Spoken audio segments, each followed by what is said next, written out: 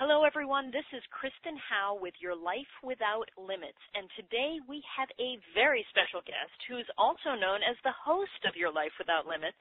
It's the wonderful and talented Debra Poneman.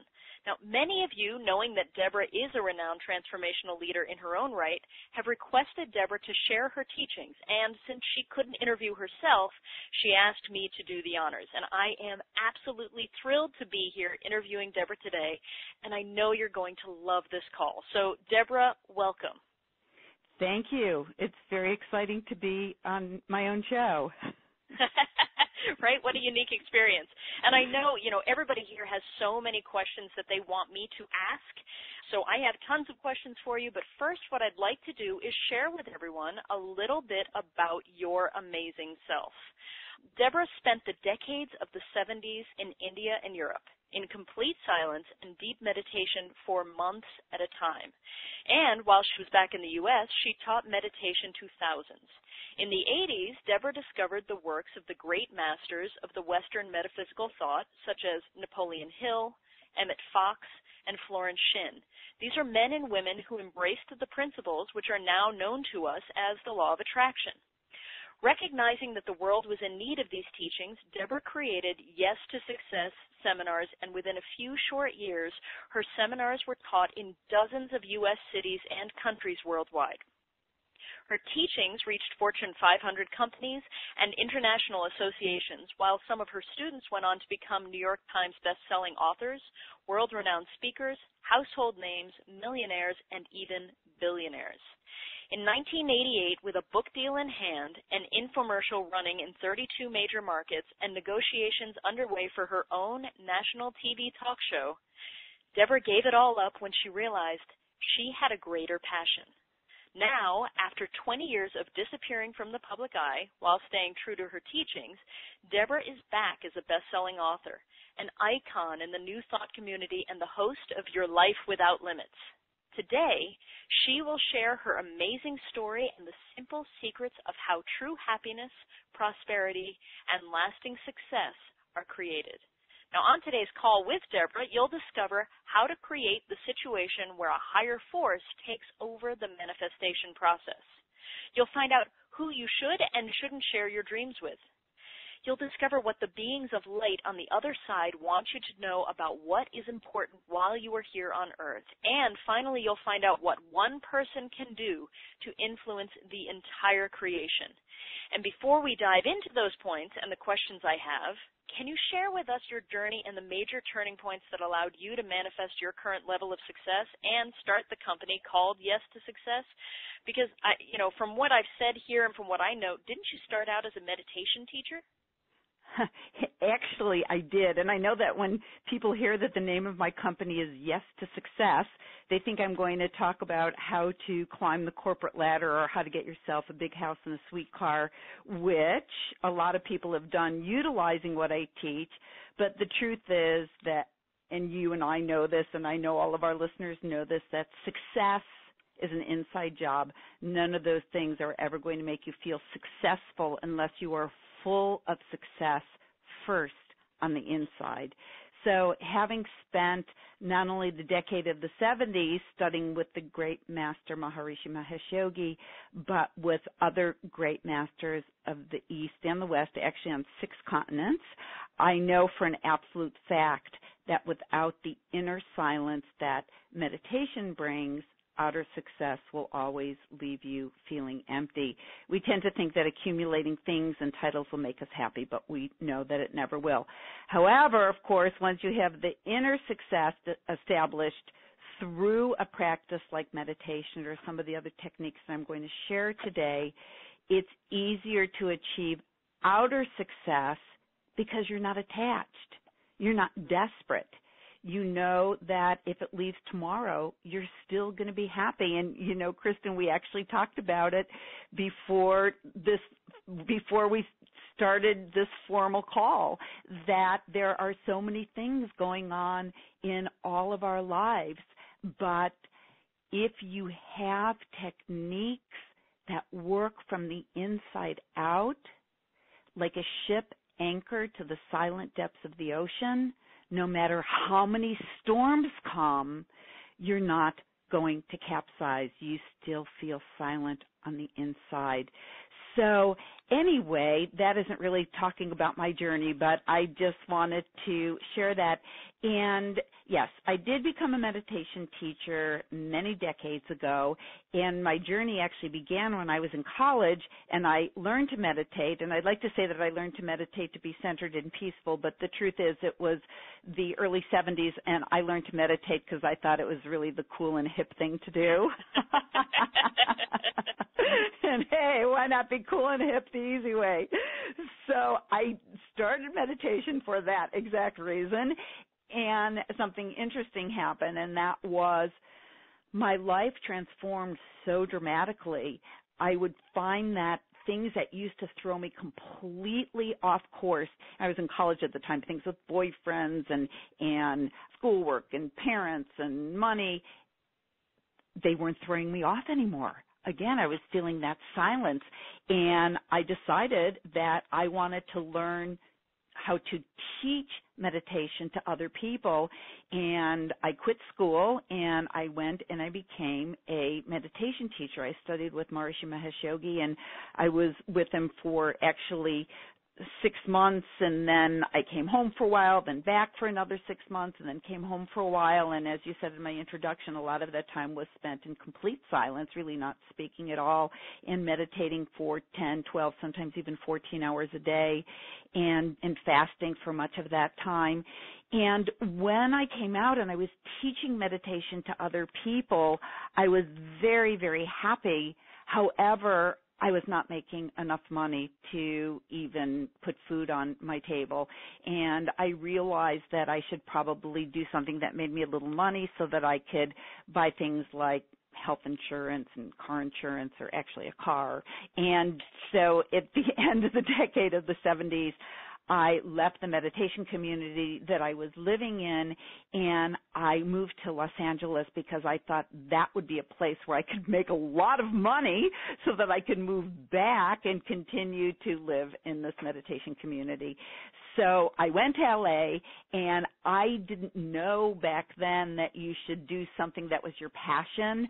I thought I should just do something that made me a lot of money. So I became an account executive for a financial company, which basically meant I sold investments. I was a dismal failure because I was very attached to every one of my clients. You know, when you sell something, you're supposed to be happy that you made a sale, you made a nice commission. I would go home and I would cry. Literally, I'd cry to my then husband. I'd say, I sold that nice person an investment, because who knew if it was going to pan out or not? I didn't. I couldn't guarantee anything. So I was a failure, but we all know that everything we do, even if it seems like it's absolutely the wrong thing, there's a higher power guiding all of us. So we have gratitude for everything that we're doing. And I had gratitude for that job, even though I was horrible at it. And one day, I was invited to go to what I thought was going to be a financial seminar where I thought I was going to learn more about stocks and bonds and how to be effective at sales. And it turned out to be a New Age gathering, and it was outside of LA in the marina. And I walked in, and the man who was giving the presentation, his name was Chris. I never saw him again, but the minute he started speaking, I absolutely knew what I was going to do for the rest of my life, because he said that the way to bring about true prosperity is not to invest wisely, but rather to wish other people success and prosperity, to help people become successful and prosperous, either by mentoring them or teaching them or just being supportive or just wishing success and prosperity from your heart to theirs. And he said that the way to keep money away from you was by begrudging somebody else their happiness, their success, their prosperity. And he talked about the law of attraction. And again, what was that? At least over 30 years ago. And really every single cell in my body was vibrating with what he was saying. And the next day I did what every intelligent person would do. I quit my job, even though I was still pretty much broke. I quit my job, and I spent the next 4 months of my life studying the great iconic teachers of success like Napoleon Hill and Wallace Wattles and Emmett Fox and Catherine Ponder, and I took the juiciest gems from all of these teachings, and even from times before, all of these teachers were in the 20th century. There are people who taught principles of success and prosperity like Marcus Aurelius, but I took them all and I put them into a beautiful, profound package, and I named it Yes to Success. And what happened was I was all ready to launch my seminar, and then I froze because the self-doubt started to creep in. I was 28 years old. I was a woman. And that made a difference back in the early 80s. I was going to go out and teach success principles. I had no business experience other than teaching meditation. I drove a 10-year-old beat-up Chevy Bel Air that my aunt had left me when she passed away. I was basically broke, and I was going to teach people how to be successful. So, needless to say, I had a few doubts, but here's something that I knew because all of the great teachers said it, and that is that an idea comes to you because it wants to be manifested by you. If your idea that you have wanted to be manifested by me, it would have come to me. You dream the dreams that you're supposed to manifest. I dream the dreams that I'm supposed to manifest. And ideas come to us at a time when the universe needs that idea, that the Creator, God, the God of your understanding, depends on us to listen to his, her whispers in order to uphold creation. See, God can't go out and start a seminar company. So God whispered in my ear, start the seminar company, bring these messages. God can't, put on an apron and open a gluten-free bakery. So God whispers into the ear. It's kind of a funny image. So God whispers in somebody's ear, start a gluten-free bakery. People need gluten-free products right now. And, again, ideas come when it's the right time in creation for them to be manifested, when the laws of nature governing their success are at their peak. So, and I know that probably everyone on the line has had a brilliant idea at some time in their lives. They didn't act on it, and a year or two later, somebody else manifested that idea and was very successful or was making millions. I know everybody's nodding their head. That would be me. And I want to say, hey, you had first dibs, but you didn't act on it. So God had to pick the second stringer to manifest that idea. So I knew that those principles wanted to be taught by me, and so doubts and all, I did something that I recommend everybody do, and that is I took a step from which there is no turning back. You see, if you wait for everything to be perfectly in place, it just ain't going to happen. There's never a time where everything is perfectly in place because we live in a relative universe, and there are always going to be loose ends. So I had to take a step from which there is no turning back. So what I did was I rented a room, I created a poster, and I went around putting up posters all over Santa Monica saying, Debbie Olson, which was my name at the time, to give presentation on how to say yes to success. And I did. I went ahead, and by the way, one of the principles that I like to share with people, and that is be careful with whom you share your cherished ideas, because when something is just a tiny idea, it's just a little teeny sprout that can be easily crushed, don't share it with people who are going to tell you all the reasons why it won't work. I call them the discouragement committee. And they're going to, right? The people are going to give you all the reasons why it's not the right time, somebody else should be doing it, what are you thinking? And I didn't tell anybody what I was doing because I didn't want to be confronted by the discouragement committee. And I also believe that when we tell everybody what we're going to do, we very seldom do it. There's an expression, those who talk the most do the least, and those who talk the least do the most. And I wanted to keep that energy. It's like keeping the steam in a kettle. I wanted to keep it inside the kettle so that it would burst forth as the manifestation of my success seminar company. But if I kept leaking it to everybody, I'm going to do this, I'm going to do that, then I'm going to write a book, and then I'm going to, then I'm letting off the steam, and that pressure isn't built up. So I kept it inside, and the night that I gave my presentation at the Santa Monica Public Library, they were standing room only, and within the next few years, my seminars were taught in most major U.S. cities and 7 countries internationally, and I had corporate clients, and anyway, the rest is, as they say, history. Well, the rest is history, except you actually walked away from it. So at the height of your success, you said, nope, this isn't the thing. I have a higher what happened there? Can you explain that? Well, yes. My company continued to experience really tremendous growth, and by, I guess it was 1987, yes, I was being represented by a top literary agent who was in conversations with a major publisher to put Yes to Success in book form. I had an infomercial running in 32 markets. Some of today's most renowned and successful New York Times bestselling authors and transformational leaders were my students. I was also in negotiations for my own daytime TV talk show. So basically every goal I had set for myself, and I'm very big on goal setting. I'm very big on putting your order into God. God, this is what I would like you to manifest for me. Just write it down. And I teach a very specific method of goal setting in my Yes to Success program, which is pretty foolproof in having your goals manifest. But everything that I had written down was coming true, and I just, in 1988, I gave it all up. Everything, the infomercial, the TV show, the book, the seminars. I was supposed to go do a big program in Singapore. It wasn't that any tragedy befell me or I realized I was an imposter or something like that. Actually, it was quite the opposite. In July of 1988, my daughter was born.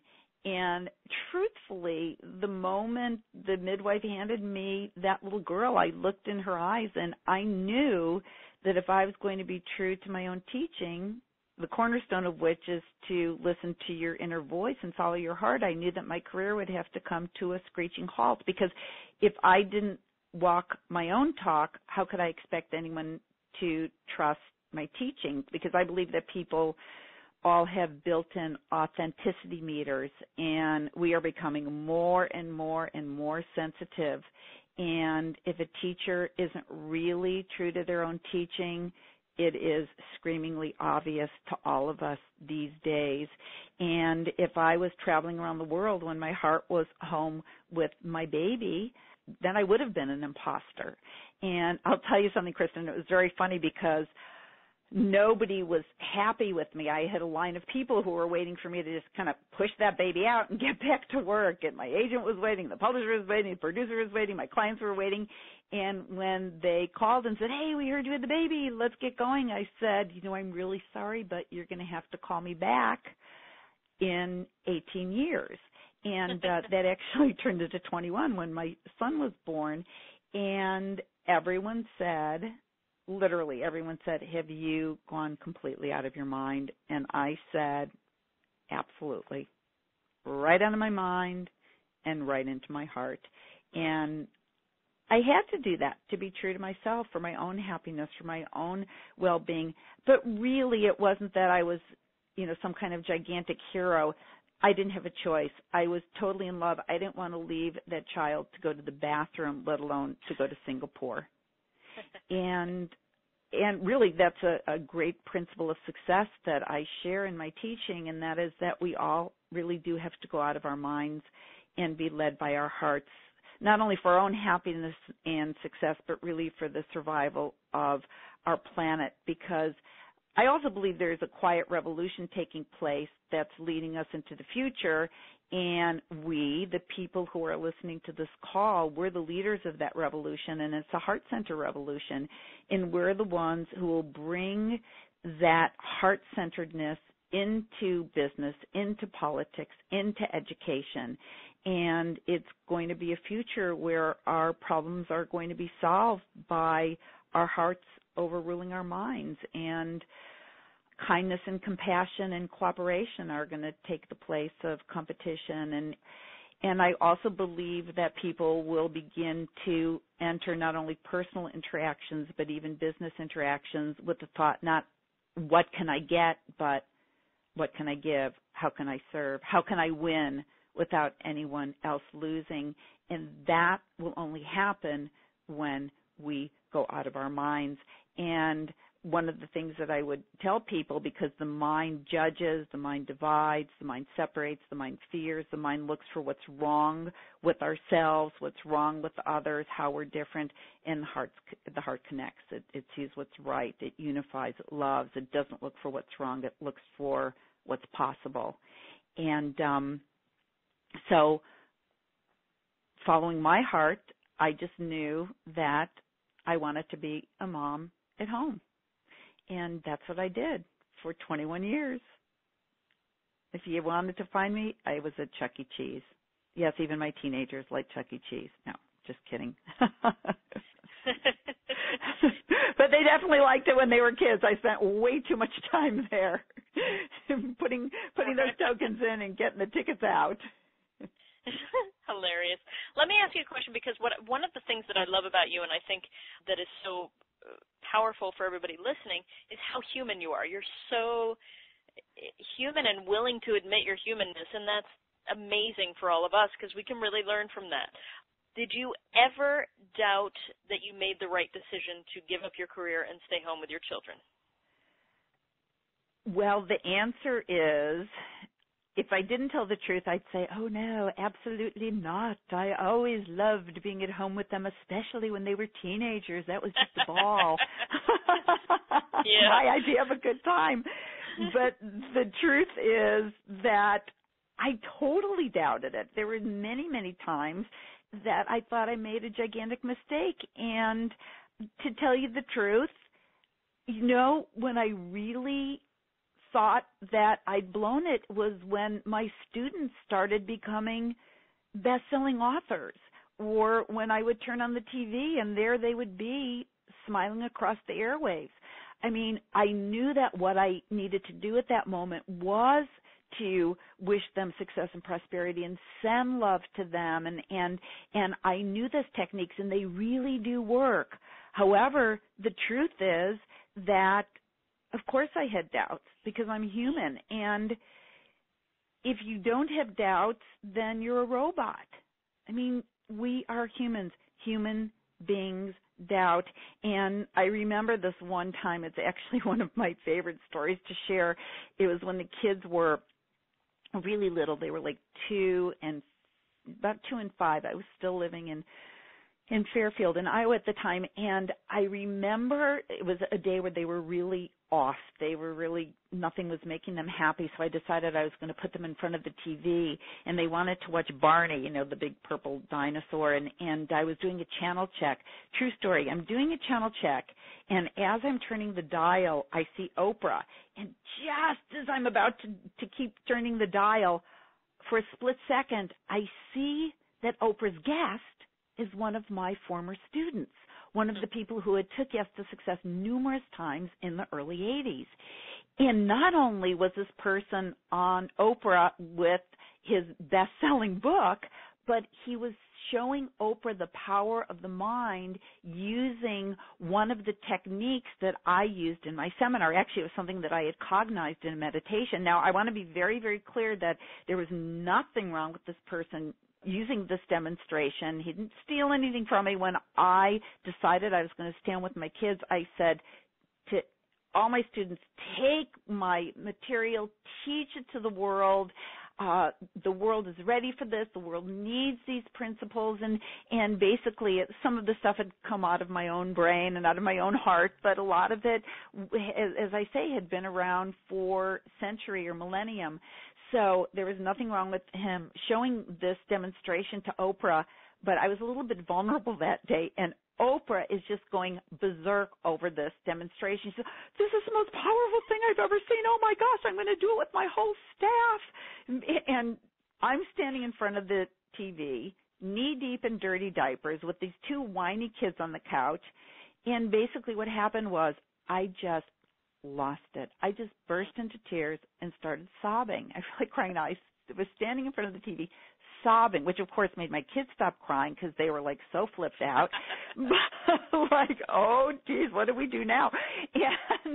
And I'm just like sobbing and sobbing. And then I remember as clear as it was today, my daughter goes, Mommy, I said, what's waiting? You promised to make us popsicles, which kind of snapped me out snapped me out of the pity party. I said, okay. And I went into the kitchen. I was going to make them those orange juice popsicles. So I'm pouring the orange juice into the little plastic molds, and I'm still feeling very sorry for myself.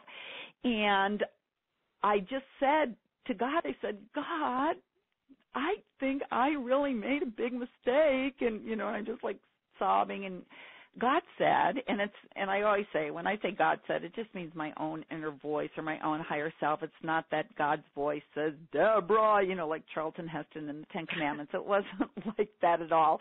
Just the little voice said to me, remember the book, which of course made me cry more. And I said, yes, I was going to write that book. And then this little voice said, no, not that book. And then the voice reminded me about a book that I had read previously about somebody who had died, and actually they had the experience that a lot of people share, that they went through this tunnel of darkness and then there was a being of light at the end of the tunnel. And this particular gentleman, who happened to be a man who had never had a spiritual, quote-unquote, spiritual experience in his life, but he was given a chance to come back and do it again. And he said that what happened was that the being of light said to him, would you like to see a movie reel of the high points of your life? And he said, absolutely. And the movie reel was very, very short. It was him dancing with his daughter at her wedding and him showing his son how to hold a baseball bat, and really just a few little instances. And he said to the being of light, wait a second, what about when I became an Eagle Scout? What about when I brought my company public? What about when I opened the factory in China? And the being of light said, all of those instances glorified you. And then the being of light said, would you like to see the life of somebody who also just made their transition into somebody who you knew very well? And the man said, yes, absolutely. And as he described it, he said these curtains of light parted, and there, sitting on a throne of golden light, surrounded by a host of angels, was the woman who used to clean his home. Who used to have to take 2 or 3 buses just to get to his house, just so she could make money, again, just to put the food on the table. And the being of light said that she had permission to show this reel of this person's life. And it was pretty much an endless reel, and it showed her carrying a pot of soup to a sick friend, and it showed her holding her grandma's hand as her grandma made her transition, and it showed her comforting a sad child, and it showed her cheering at a baseball game for the kids whose parents couldn't be there to cheer because they were working 2 or 3 jobs just to make ends meet. And it showed her just going up to people at church and saying, how you doing today? And how are the kids, and giving them a big hug. And this reel just went on and on and on. And eventually the being of light turned to the startled man and said, when you get here, you find out that the only thing that matters while you're on earth is how much love you give. And I remembered that when I was standing there pouring the orange juice, and I thought, if that's true, then I'm doing the most important thing that I could possibly do. And also, deep inside, I knew that what I taught in my seminars was true, and that is that each of us has a calling. Each of us was put on earth to fulfill our God-given purpose. And if you follow your heart, even if you take what appears to be a detour, your life's purpose is not going to go away.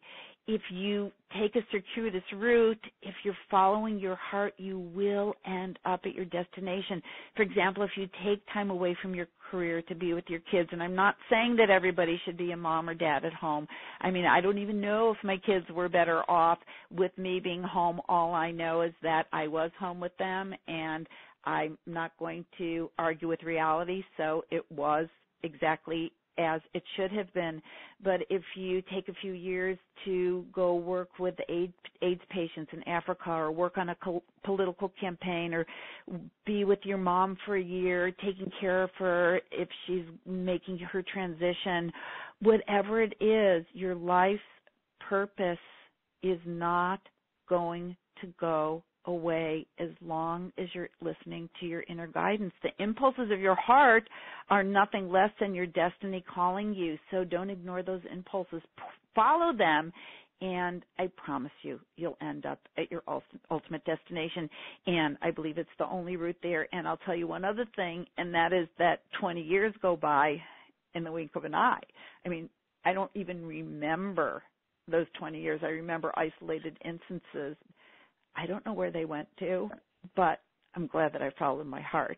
That's for sure. And, one of the things, in the 80s and 90s, people were frantic about making money and accumulating possessions. And now I feel like people are frantic about finding their passion or finding their destiny. And I say, don't be frantic about living your destiny. It's not going to go away. Everything will happen in perfect timing. And if it's not happening for you right now, it's only because, well, let's put it this way. When you pray and you ask the Creator for something you want, there are only 3 answers that the Creator will come back to you with, and those are yes, not now, or I love you so much that I'm not going to answer that prayer. So it's all about patience and knowing that there is a higher power. And don't fall into the trap of thinking that someone is going to do what you were put here to do, because it cannot happen. I know before I said how many of you have an idea and you didn't act on it and then somebody else did it. But the truth is that can happen. But you see, no one can do what you were put here to do. I love the story in the Kabbalah where this great rabbi, his name was Zusha, and he was teaching the students, and he said, when I get to heaven, God will not cite the great men of my lineage and ask me, why were you not Moses? Why were you not Abraham? He will only ask me, why were you not Zusha? I love that. Yeah. That's amazing. And that's it. And we all have all the qualities we need to do the great things that we were meant to do.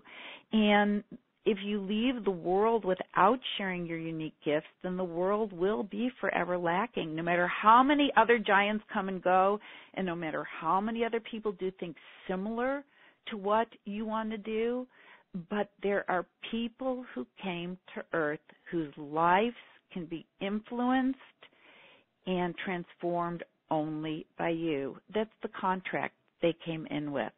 So don't think you missed the bus. There's another one on its way. Well, yeah, and I agree with you, and I think it's so important that, you say this, that we should all let our light shine, and it's not just for us, it's for the whole world. Am I right about that? I'm kind of paraphrasing. Yes, absolutely.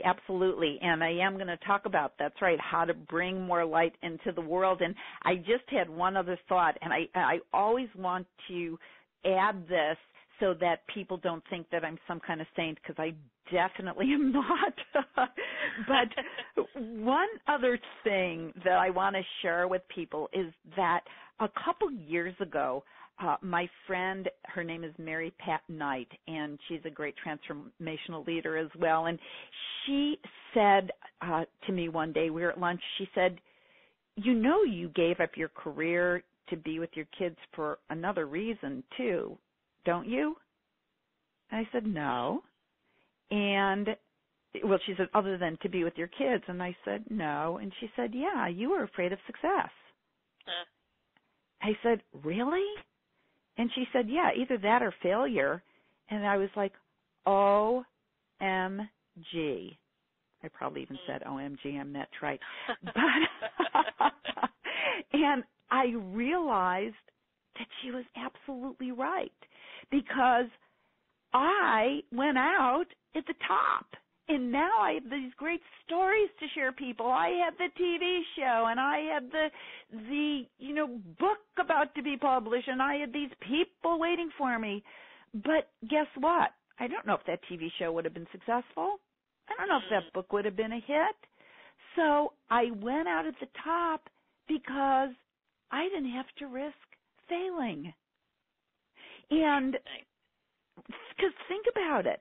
I mean, now I know that there's no such thing as failure, that thinking you failed is just a trick your ego plays on you when it makes you think that what other people think about you is important. Because, I mean, failure in whose eyes? I mean, we live 90% of what we do is because we worry what people are going to think about us. Just imagine what you would do if you absolutely didn't care what other people thought. And the truth is, what you think they're thinking about you is not what they're really thinking about you anyway. They're not even thinking about you at all. They're thinking about themselves, but we still live our lives based on what we think other people are thinking. So that's what I did. I thought, wow, hey, this could all go south. Why not go out at the top? And then the other thing is, I was afraid of my own greatness. It was moving so fast, and basically deep inside, I didn't think I was worthy of a TV show and a best-selling book. I was just little Debbie Halpern from Skokie, Illinois. And so now that I look back, my daughter was born at just the right time to save me from my own greatness. But the truth is, now I'm back, because you can run, but you cannot hide. And whatever you were put on earth to do, it is going to present itself to you again and again until you say, okay, I get it. I'm going to do it. Damn the torpedoes. And I actually remember the day that my friend Janet Atwood, who's another great transformational leader, said to me when the kids were, I don't know, they were pretty old, like 18 and 21, and she looked at me and she said, isn't it about time that you stop pretending that your kids still need you and you get your butt back to work? And that's almost a quote. Actually, on the air, you can't say the word she really used, but the truth is that I knew that they didn't need me, but I was attached to them. I didn't want to let go of them. I still don't want to let go of them because, when you have kids, it's precious, it's precious. They give one little thank you, one little appreciation from your children, and you don't even need it because the joy is just in the giving. And it's really a hard thing when you have the instant gratification of putting a meal on the table and they give you a hug because it's delicious. It's hard to give that up. So I knew that they didn't need me. They would have been fine if I had gone back to work a long time ago. And I just want to read at this point, and then I'm going to answer the question about how we impact the world. But I love the quote from Marianne Williamson. And I know that everybody listening has probably heard it before, but it goes, our deepest fear is not that we are inadequate. Our deepest fear is that we are powerful beyond measure. It is our light, not our darkness, that most frightens us. We ask ourselves, who am I to be brilliant, gorgeous, talented, fabulous? Actually, who are you not to be? You are a child of God. Your playing small does not serve the world. There is nothing enlightened about shrinking so that other people won't feel insecure around you. We are all meant to shine as children do. We were born to make manifest the glory of God that is within us. It's not just in some of us, it is in everyone. And as we let our own light shine, we unconsciously give other people permission to do the same. As we are liberated from our own fear, our presence automatically liberates others. And that's Marianne's quote, and it's actually a great segue into the question that you actually asked, which is by letting our own light shine, something about, can we do it not only for ourselves and for the world? And I say yes, and absolutely I don't believe that everyone has to, do huge things like being New York Times bestselling author, on the cover of Time magazine. In the Talmud it says, if you change the life of one man, you've changed the world. And maybe your purpose is to just get up in the morning and do random acts of kindness. And back in 1981, when I first began teaching Yes to Success, we were living in a larger world. There was no internet to connect us. As a matter of fact, when I started studying the masters like Napoleon Hill, I listened to his lectures on these little cassette tapes, and if I wanted more information, I had to go to the library and look it up on this little film called microfiche. You didn't just press a couple buttons on your computer and see everything that Napoleon Hill has ever written or spoken.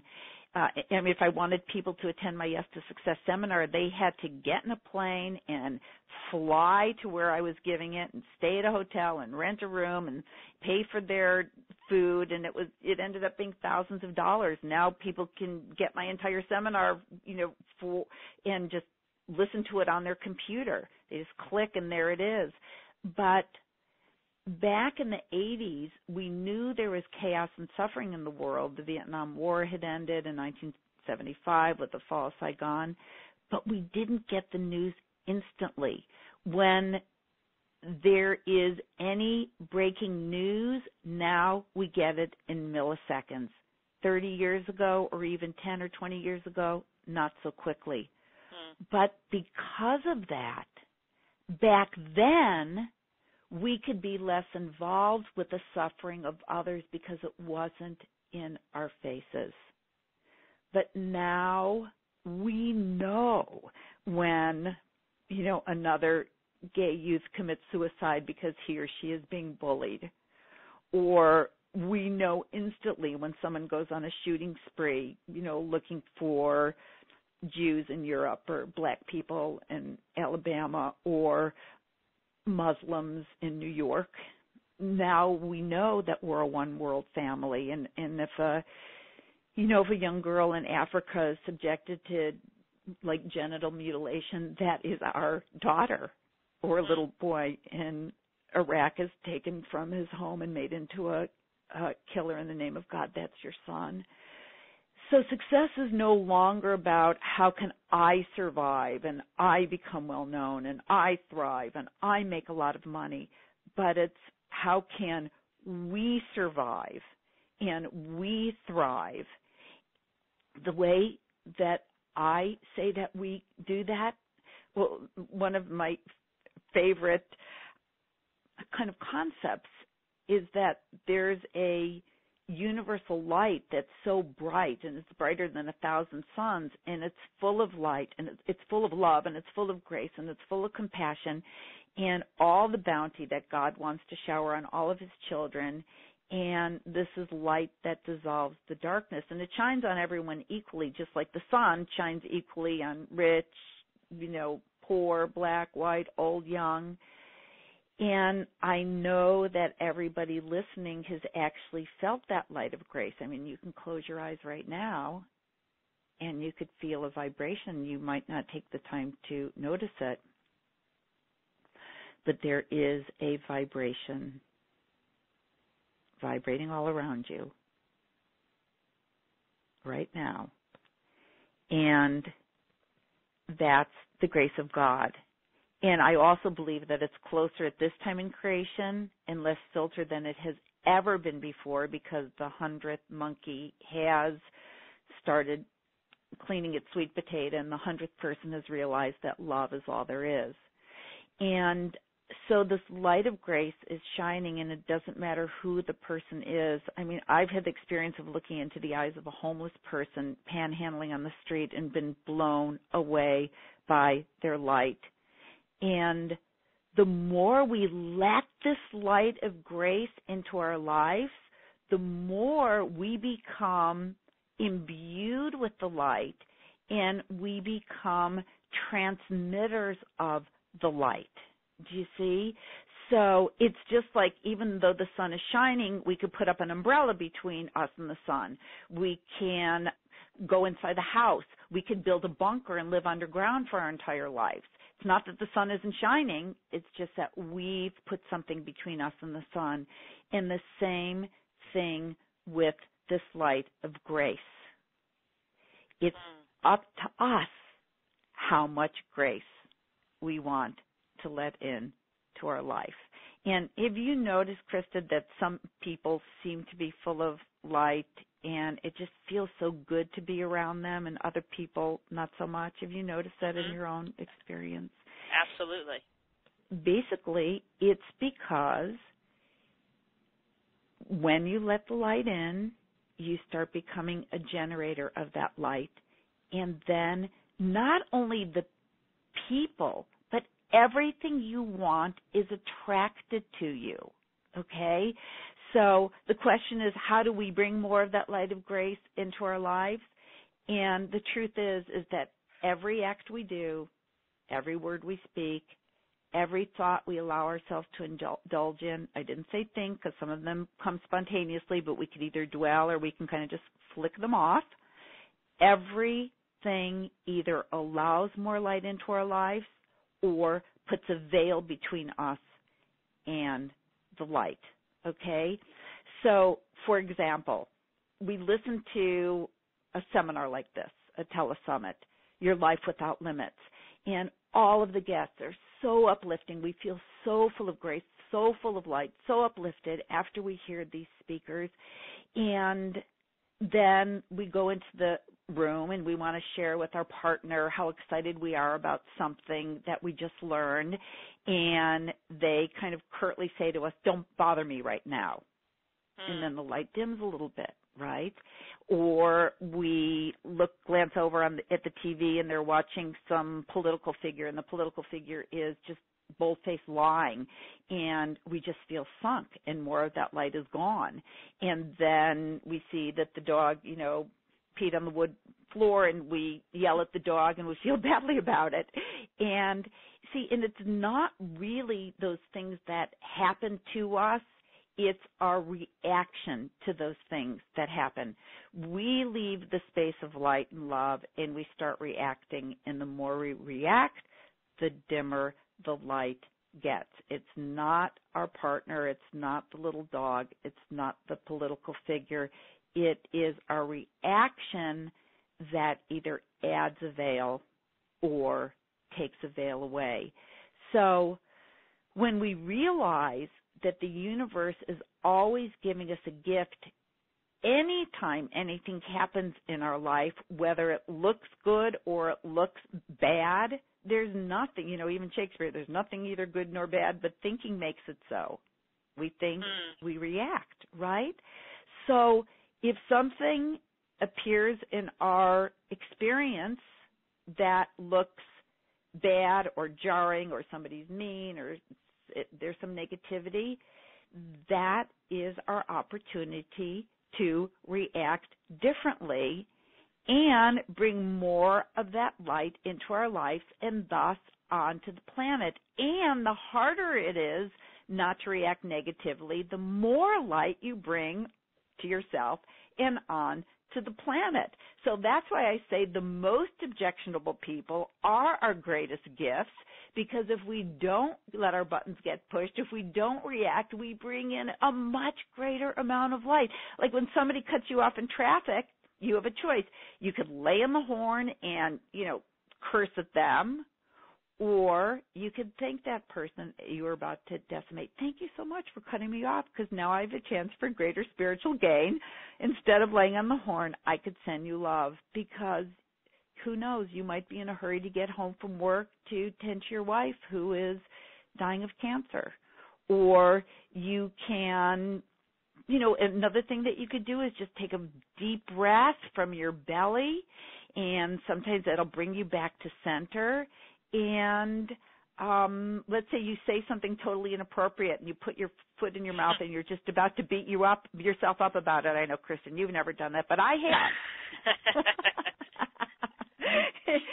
And so instead of beating ourselves up, we just take that deep breath from the belly, fill ourselves, and say, thank you, God, for letting me say that totally inappropriate thing during that meeting, because now I have a chance not to react by beating myself up, but knowing that it's in your hands. And if I was supposed to have said something different, I would have said something different.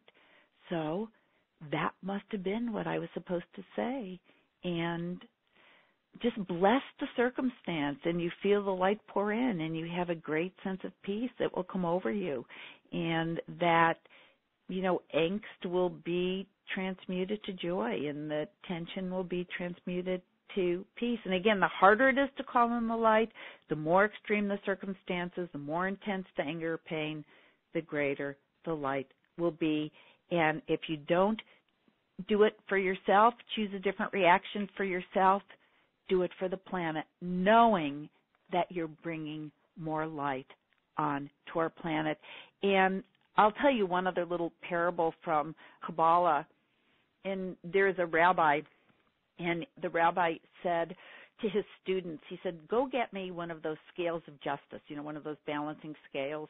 And he said to his students, now I want you to put equal amounts of sesame seeds on either side of that balance scale.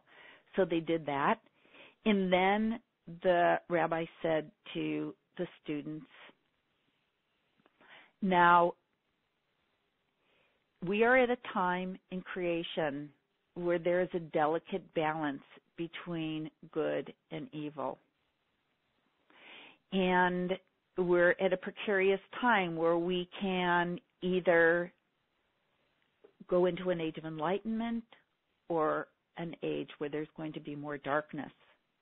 And the rabbi said, and every word we speak and every act we do either puts a sesame seed on the side of the scale that will bring about the age of enlightenment or bringing about an age of darkness.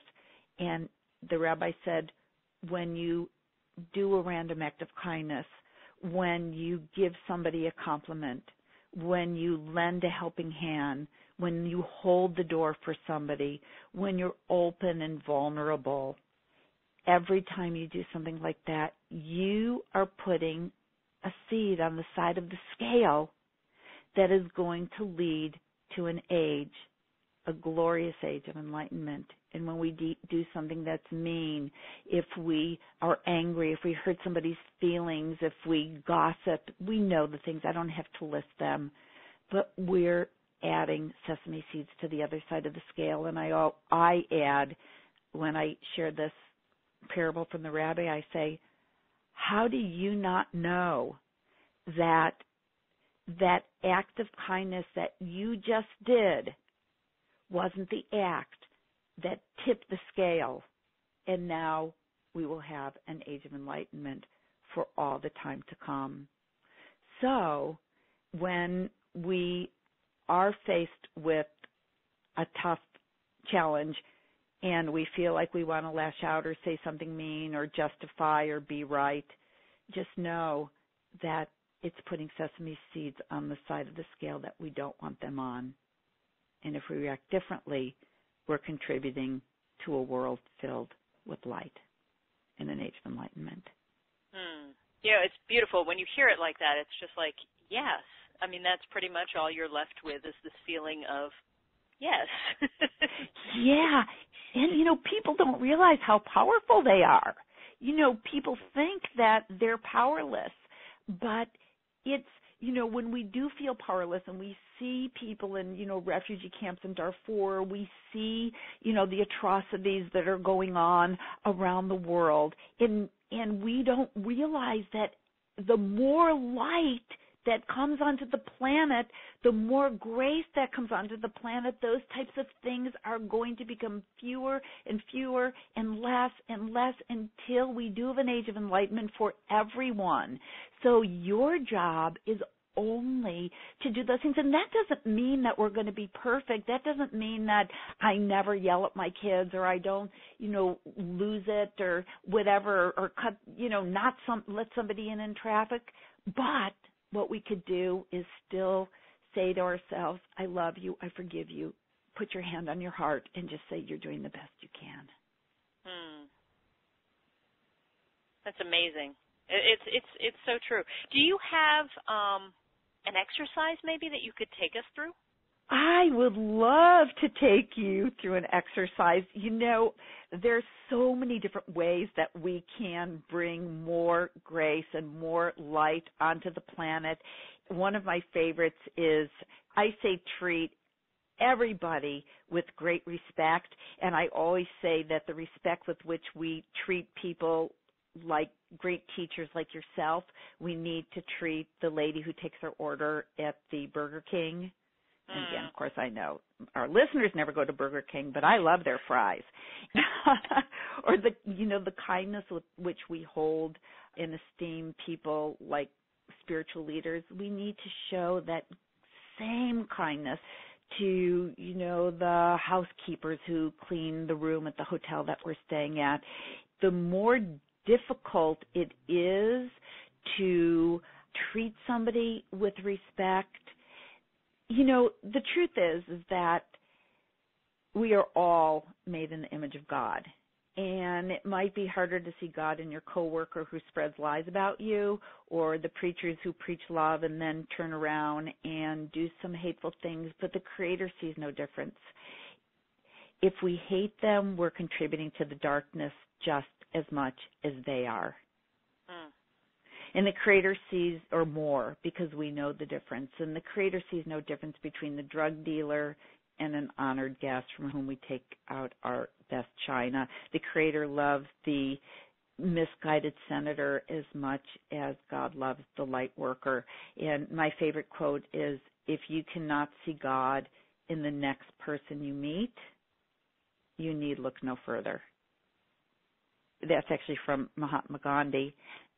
So one of the easiest ways to bring light onto the planet is to see the God and to treat everybody as the most important person in the world, because everybody is made in the image of God. And one of the things that a lot of us tend to do is we tend to hold back our love from certain people, and we say, I'm never going to forgive them. And there's a Sufi saying that goes, as long as there's room in your heart for one enemy, your heart is not a safe place for a friend. And so if there's one person that you are saying, I will never forgive them for what they did, well, your heart might not be a safe place for a friend. So I say that one of the greatest things that we can do to bring light on, not only into our own lives, but onto the planet, is to ask someone's forgiveness, or to say you're sorry, or to just clear up some misunderstanding between you and another, which was probably, I have known people who have not spoken to family members for 20 years, and I say to them, so why is it that you're not speaking to your brother? And they can't even remember. And then after they do this exercise, they go and talk to their brother, and there was just a complete misunderstanding. What they thought happened hadn't even happened. So I'm going to read a little passage, and I know a lot of people who have heard me speak before, they love hearing this. It's a passage from a book called Towards a Spirituality for Global Justice, and it's a true story about something that happened during apartheid. And I'm going to read this, and after I read this, we'll do a quick exercise. Great. And again, in my Yes to Success seminar, I give a lot of other information about ways and a lot of exercises where people can bring more light into their lives and more grace into their lives and onto the planet. But for now, we're going to talk about forgiveness. And by the way, some of the things that I teach are very practical and not as spiritual, but this is actually my favorite. So I'm going to read you this passage from the book, and it goes like this. This is a true story about a powerful moment that took place one day at a meeting of the Truth and Reconciliation Commission in South Africa following the end of apartheid.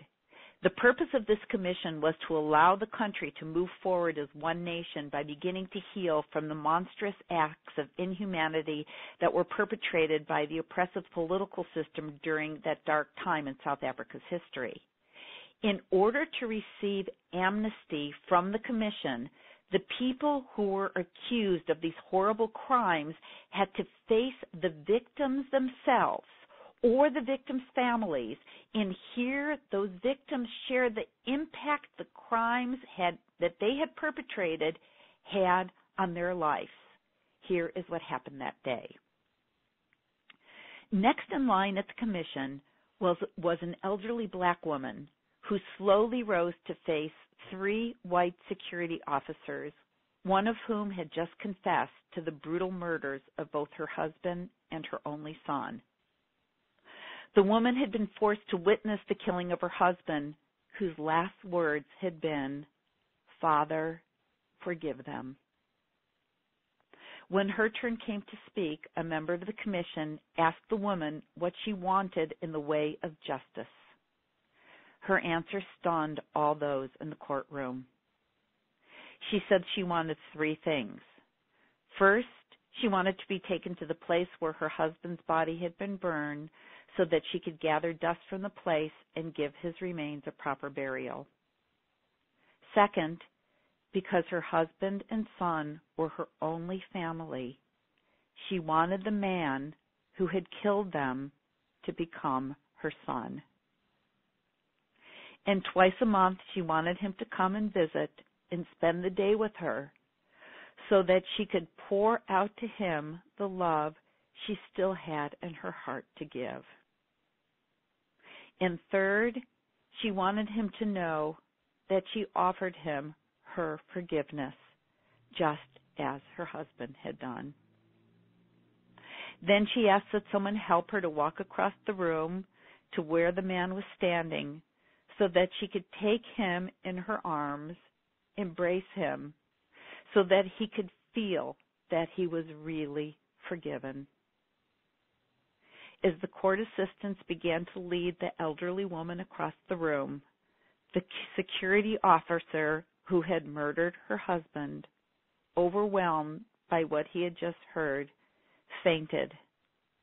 And as the woman continued to walk, now to come to his aid, one person began, and soon everyone in the entire courtroom was singing ever so softly, "Amazing Grace." How sweet the sound. So what I would like to ask everyone is there really something that someone has done to you that you can't forgive them for? And what I'd like you to do is I'd like you to close your eyes and uncross your arms and open your heart and ask God, the God of your understanding, to show you who needs your forgiveness. Who is it that did something to you or you did something to them that was so horrible that there is still that lack of forgiveness between the two of you? Yes, that person who came into your consciousness right now. That soul is the soul that wants to, again, be close to you. And it could even be somebody who has passed on. That soul wants to feel your love and to love you back. So what I'd like you to do is to talk to that person now and know that they were doing the best they can given their life circumstances. You have no idea what they might have lived through in their life that brought them to the point that they did this thing. or maybe it's something that you did that you can't forgive yourself for. And God knows that you were doing the best you could given your life circumstances. God forgave you a long time ago.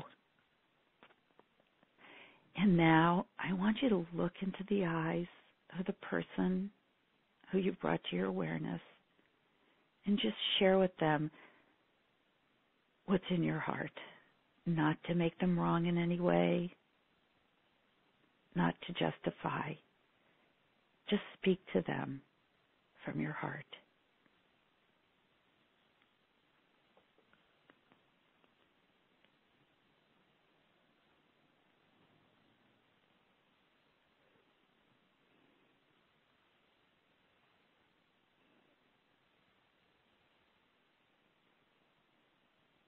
And notice how their eyes are filling with tears at just the thought that you would be so huge and so generous to forgive them.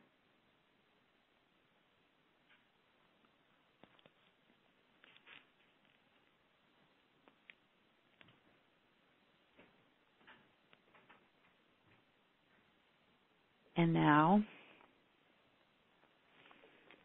before you leave, just finish any last words, heart to heart, soul to soul, and just wrap them in a golden cocoon of light, and then wrap yourself into a golden cocoon of light, connected by a golden cord.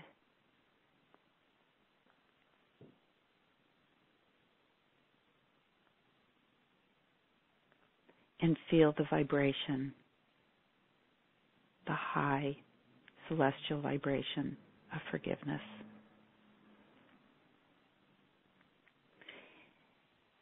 And now you could come back to present time, and what might happen is that the energy of that exercise might transfer to third dimensional reality, and out of nowhere that person might call you in the next 24 hours, or you might feel that the wall between you and them is now gone and you can easily pick up the phone and call them, or neither of those things can happen and that they don't have to happen because it's happened on the spiritual realm, which is the most important and most powerful realm of creation. And I just want to share a little story with you and to finish off this section. And it was a story that was shared by a woman in one of my Yes to Success seminars. And she said after she did this exercise, she had heard another teacher say that she should get a big jar, and every day, it was something between her and her father, she should write down something that she remembers from her childhood that was wonderful about her father.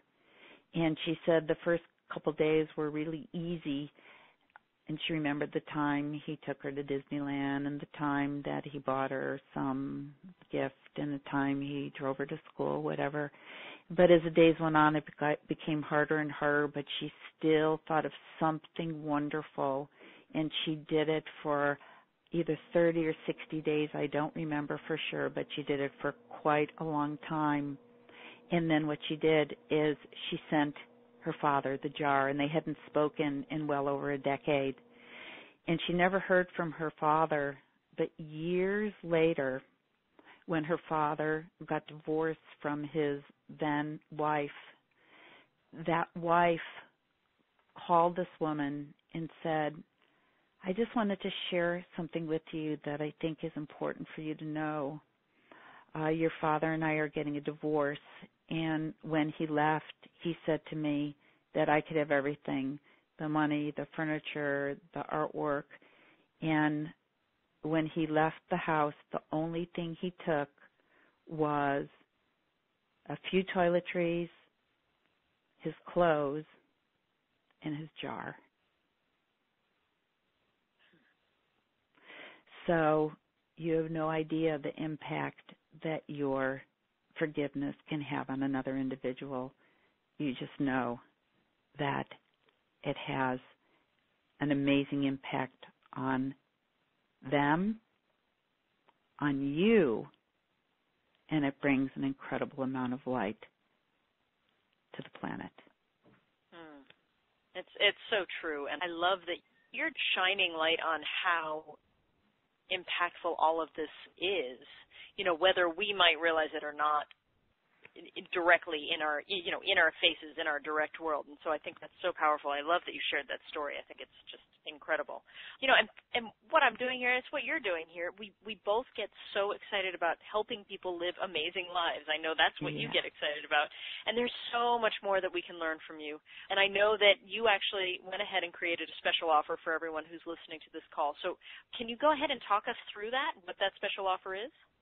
Yes, I did. As I've mentioned several times, that I began teaching Yes to Success well over 30 years ago. And as I said, so many transformational leaders created incredible empires. I mean, some of these people are household names, and they used the principles that they learned in Yes to Success. And there are so many thousands of other people who took the Yes to Success seminar and realized, I have a woman who was one of the top real estate people in the Chicago area, and after taking Yes to Success, she gave it all up and became a first grade school teacher because she realized that the money wasn't bringing her happiness, and she had always wanted to be a school teacher. So there are a lot of exercises in Yes to Success where people really get in touch with what is going to make them happy in this lifetime, in what's left of our lives. So Yes to Success used to be taught in 2.5 days, and now I've put it into 8 modules that people can listen to in the comfort of their own home. And I absolutely promise that by, I say, attending the Yes to Success seminar in your own home, that your life will not be recognizable when you come out the other end and when you implement these principles in your life. And it starts out with allowing you to really figure out exactly what your ideal life would look like. And I have all kinds of exercises, and people are shocked when they do these exercises and they realize that what they thought they wanted their life to look like was not what their higher self really wanted their life to look like. So we talk about what is success, and I mean inner success. And then the next thing that I teach is how to actually harness the power of our manifestation power, which I know, Kristen, you are an expert in, which is manifesting everything now in your amazing Telesummit series. And in this module, I share powerful techniques of manifestation and using the infinite power of not only our minds but our hearts, and harnessing that to take the next step, which is manifestation. There's also another module, and I always say that for some reason goal setting gets a bad rap, but I don't think of it as setting goals. I think of it as putting your order into life, because a lot of people wait around waiting for things to show up, for God to give them things that God doesn't even know that they want.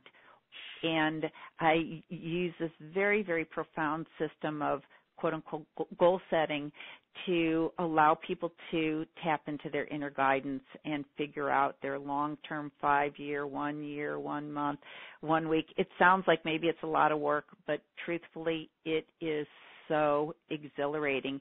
And then you also have a plan so you know what to get up and do each day to do your part to bring you closer to your goals, because I believe that we do have to harness the power of God and the power of manifestation, and I also believe that we can create miracles energetically, and we also have to roll up our sleeves. Sorry, but we do. And I have never seen anybody achieve the glorious life that they know that they can create by not combining both practical and spiritual principles. And I even teach time management because I believe that your good cannot flow through disorder. And if you are not organized, and if your house is filled with clutter and your life is filled with clutter, we clean up our houses and we clean up our lives. And once those pathways are clean and clear, miracles begin to flow into our life. So I have a great system for time and space management. I do have an entire module that is specifically geared to techniques to create unlimited abundance. Remember, I started out driving a 10-year-old beat-up Chevy Bel Air, and I manifested the exact Mercedes that I had that I went out and cut out a picture of when I was driving that 10-year-old Chevy Bel Air. But it wasn't just the picture. It was all of the other things that I did to energetically bring that and so much more, my ideal relationship, millions into my life, and, of course, my ideal career. Then the next module is, it's actually entitled What You Think Is Holding You Back Really Isn't. Actually, there's one before that. There's a whole module on creating vibrant health, because I also believe that we have to create the vehicle that we're going to live out our success and our happiness and our fulfillment in the world, and we have to nourish that vehicle of the body. And I have a very, very simple but very specific plan to create radiant health and clear thinking, and it's not difficult to get yourself into excellent physical health, and I show you how. And then the next module is What You Think Is Holding You Back Really Isn't, and this, I think, contains the most life-changing knowledge of all, and this is where we learn how to get rid of the blocks that are blocking us from creating the life that we really want. And then the last module is more things that we can do to change the world, because we all have that burning desire to contribute to the world, and there are things that we can do without even changing so much what we do on a day-to-day basis that will make a huge impact in terms of bringing light and enlightenment to all the beings on our planet. And so there are the 8 modules in MP3s, and there's also a complete set of the course materials, goal-setting forms, worksheets, time management forms, action plans, mastermind guidelines, all kinds of things. And then I also give people 3 bonus gifts, and these bonuses are other talks that I gave live, and one was at Chris and Janet Atwood's Discover Your Destiny weekend, where I gave a talk on the effortless path to true success and happiness. Great talk. Another one many people don't know, but I am a best-selling author, and I wrote a chicken soup book, and actually it is chicken soup for the American Idol soul. And I interviewed 50 American Idols and the judges and the producers and the directors, and I actually teach the principles of success that enabled, out of a field of hundreds of thousands, these idols to be in the top 10. And this talk alone is one of the most mind-blowing bodies of knowledge, because you don't get to be the American Idol or even a judge or even a producer or a director without implementing some very profound principles of success.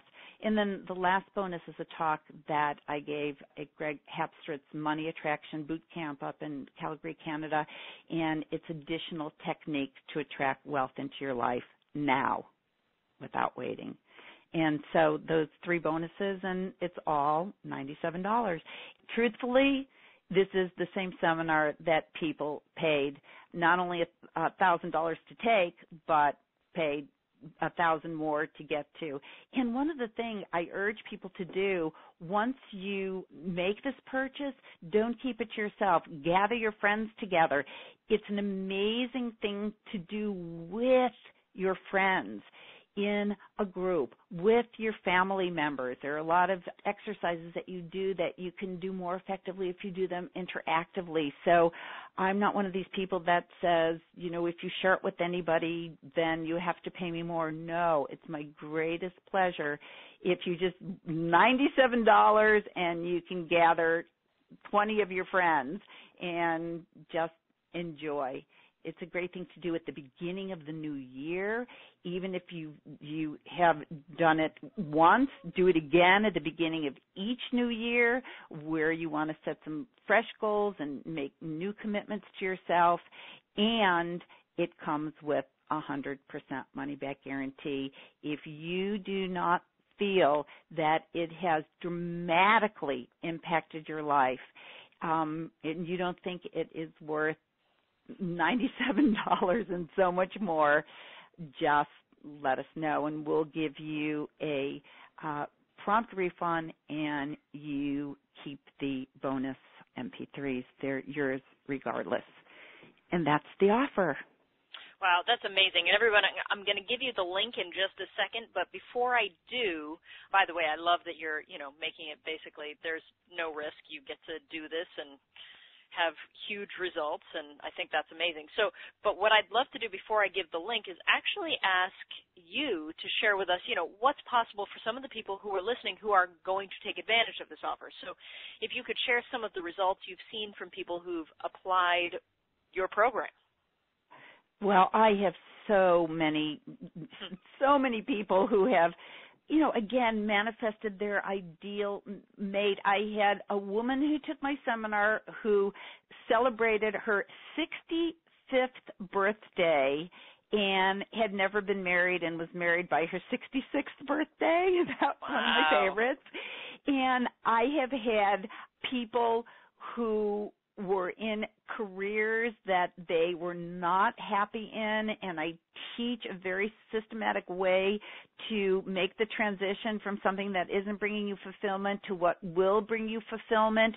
And I cannot tell you how many people are now living the career of their dreams. But I'll tell you one specific instance. There was a man who had always wanted to have his music published, but he was also, I think he was in his mid-50s at the time, and had kind of given up on it. And then in the Yes to Success seminar, we also take some of our desires and dreams that we put on the back burner and put them on the front burner. And within, I think it was, 2 or 3 months, but a very short time after he completed Yes to Success, out of the blue, he received a call from somebody who was introduced to one of his albums that he had made and wanted to produce it. And now he is,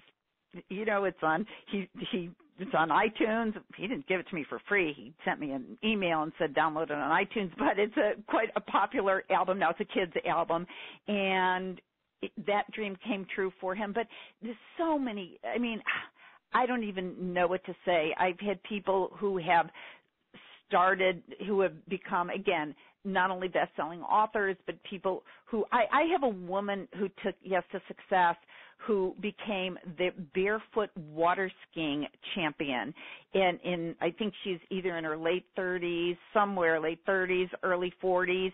It was a dream she had put on the back burner. And after Yes to Success, and she was also a writer, and she ended up being published in Oprah magazine, and she became a barefoot water skiing champion. I could go on the craziest things, but so many people turning their finances around, money coming from the most unexpected places, because I don't tell people to limit it to the channel of their work or the channel of an inheritance or a channel because maybe we don't have those channels. Don't tell God how to shower prosperity down on you. I teach you how to open yourself up to that prosperity coming to you in completely unexpected ways. I love that. Well, and that's why you're talking about your life without limits, because it sounds like you're talking about your whole life without limits. That's amazing. So, okay, everybody I'm sure is now chomping at the bit, so I have to give them the link, Debra. So yes. It is www.yourlifewithoutlimits.com/yes, spelled Y-E-S. And everybody go check this out right now. Again, that link, www.yourlifewithoutlimits.com/yes, spelled Y-E-S. I know that you're going to want to check this out and see. I can't wait, Debra. I'm sure you're going to get so many more amazing stories just from the people listening. So that's really exciting as well. Do you have any final thoughts that you want to share with everyone before we go? Well, I know that this has been a very, very long call, so I'll tell you something really quick. And that is really the most important need of these times is for all of us to be authentically ourselves. And by the way, it takes a lot more strength to be weak than it does to be strong. And the more we choose to be open and to allow our real selves to show, our vulnerability, the more we reveal ourselves, the stronger we will become. And there's nothing that brings light to ourselves and to the planet more than being authentically us. And when we take off our masks that hide our true selves, that's when you'll be in your true power, and that's when you will really be able to say yes to every kind of success that there is, just waiting to be part of your life and to shower down on you. I love that. I think that's the perfect way to end the call. One more time, everybody, I want to encourage you, take Debra up on this opportunity to learn more from her. She's absolutely amazing. She really knows how to create a life without limits, where you truly can have everything you desire and more than you could possibly imagine. So that's the amazing part about this. And, as Debra said, you have absolutely nothing to lose because there's the 100% money-back guarantee. And, I've seen real miracles happen from her program. I know that Debra wants you to have a miracle in your life. So once again, that link, and go there now, is yourlifewithoutlimits.com/yes, spelled Y-E-S. And I think that's it for now.